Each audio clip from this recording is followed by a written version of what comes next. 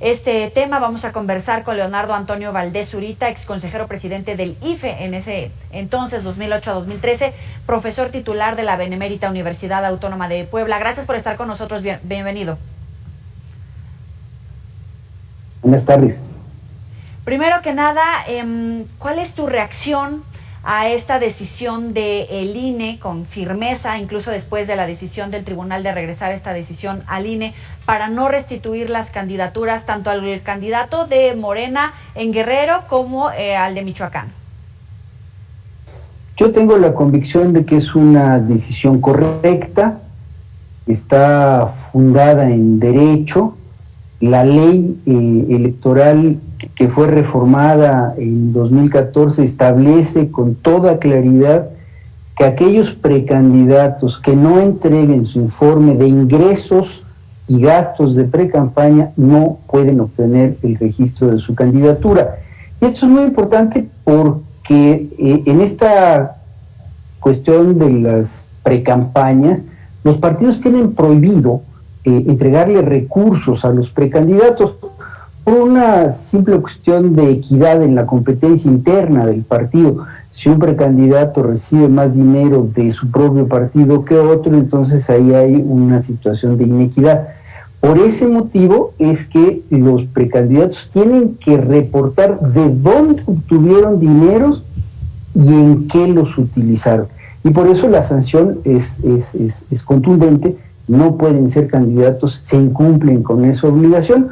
Sucedió en las dos ocasiones, originalmente así lo había determinado el Consejo General del INE, y ayer lo que ha hecho es ratificar un criterio a partir de recomendaciones que le hizo el Tribunal Electoral y que acató, me parece a mí, con toda puntualidad. ¿Pero el tribunal no fue evasivo? Hay dos tradiciones en el tribunal, una que es la tradición antigua, digamos, del tribunal fundacional, allá cuando don José Luis de la Peza era el presidente del tribunal, que decidían resolver en definitiva los asuntos.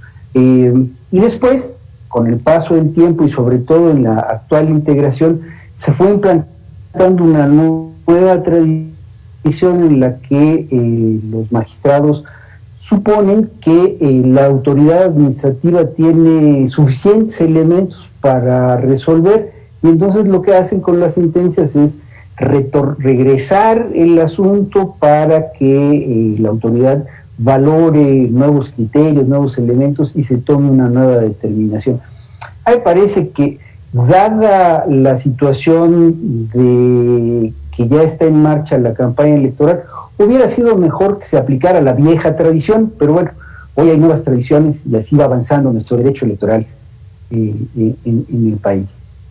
Es decir, de resolver. Ahora, usted dice que el INE ha actuado con apego a derecho, pero hay mucho ruido político, incluso desde la más alta tribuna del país decían, sí, se cometió esta falta, pero debería de ajustarse la sanción al tamaño de la falta, que hubiera una sanción económica, pero no retirarse la candidatura. ¿Es válida esta apuesta por ajustar las sanciones al tamaño de la inconsistencia de la legalidad de la falta, o bien la ley es aplicable para todos? Ahí hay dos consideraciones que son importantes y están en la sentencia del tribunal. A ver, para los precandidatos que no ganaron la interna, la sanción puede ser proporcional a el monto que no reportaron. Que esto además es complicado porque el monto no reportado es lo que el INE logra descubrir, pero no hay certeza de que sea todo el dinero que utilizaron y no hay certeza de dónde ingresó ese dinero. Este es un punto clave. Por eso es que el tribunal dijo, para esos casos hay que hacer una consideración del monto involucrado, pero para el caso de quien ganó la interna y en consecuencia se pretende registrar como candidato, la ley es tajante. La sanción es no registro, no hay otra consideración. De tal suerte que tengo para mí que el tribunal ordenó la reindividualización de las sanciones para quienes fueron candidatos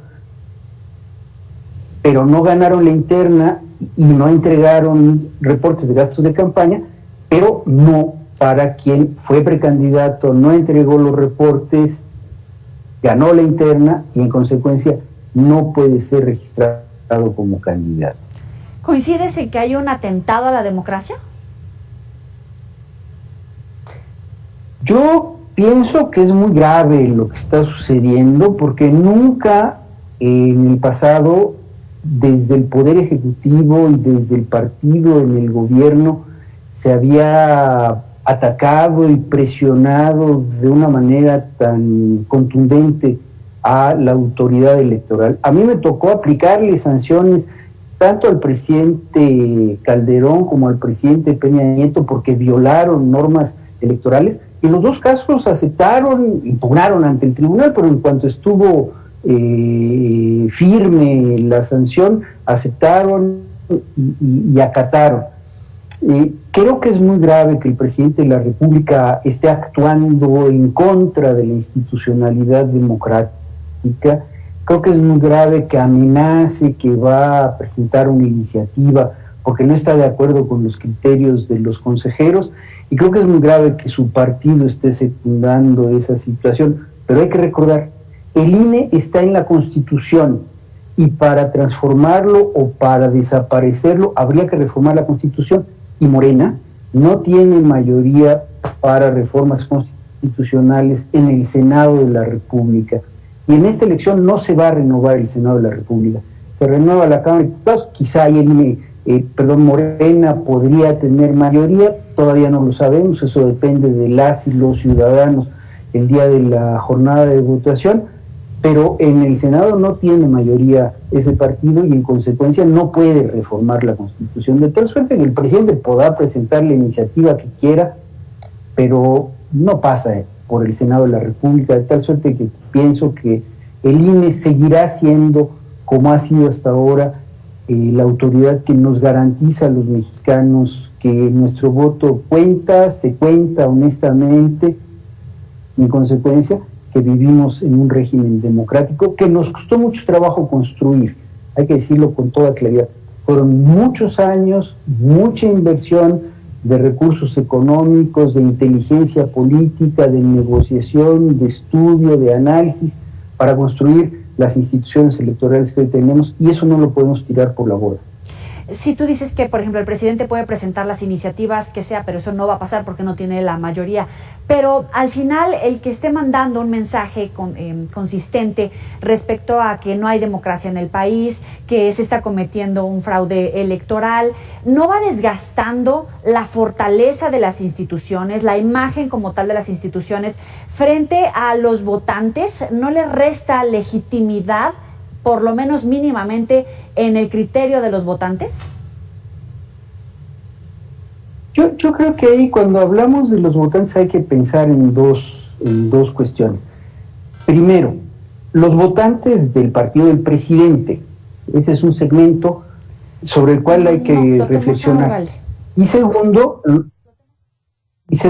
los que no son votantes del partido del presidente, en donde creo que puede estar sucediendo lo contrario, que los ataques a la autoridad electoral estén fortaleciendo la legitimidad de la autoridad electoral y en consecuencia la confianza que ese segmento de la población y de la ciudadanía tiene en la autoridad electoral. Sí.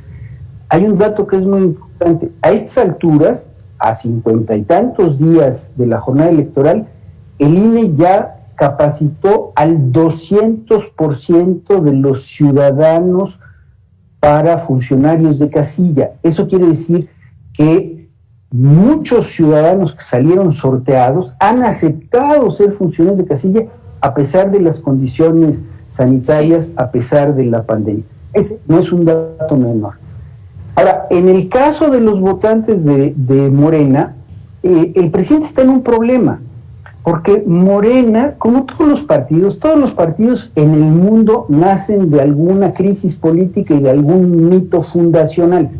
Morena nació a partir del mito de que hubo un gran fraude en 2006 que se repitió en 2012. Y El enemigo o el chivo expiatorio de ese fraude se llamó Instituto Federal Electoral y ahora Instituto Nacional Electoral.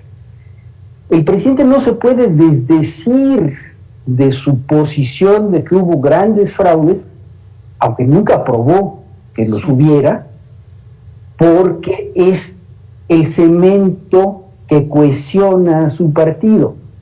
Si él de pronto dijera, bueno, está bien, el INE sí hace bien su trabajo y la verdad es que no hubo fraude en 2006 ni en 2012, su partido ya no tendría el grado de cohesión que hoy tiene. De tal suerte que tiene ahí un problema, porque como jefe de Estado él debe respaldar a las instituciones. Protestó cumplir y hacer cumplir la Constitución cuando tomó posesión. Y en esta situación en la que ataca a la autoridad electoral no está actuando como jefe de Estado, sino está actuando como jefe de partido. Y eso es muy grave. Te agradezco, Leonardo Antonio Valdés Zurita, ex consejero presidente del IFE, por estos minutos para Mega Noticias TVC. Al contrario, gracias a ti, Joely. Hasta luego.